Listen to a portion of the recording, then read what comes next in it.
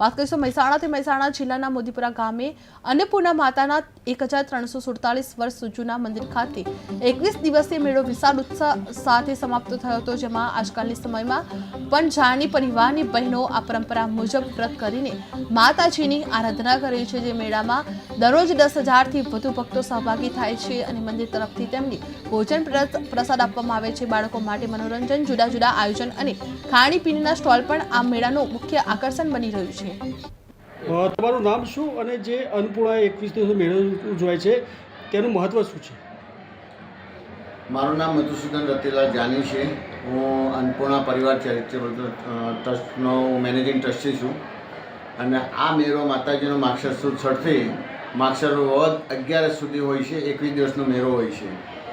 આ મેળામાં 21 દિવસમાં બહેનો વ્રત કરતા હોય છે માનું અન્નપૂર્ણામાંનું, અને ક્યાંથી માના દર્શન કરવા અહીં આવતા હોય છે।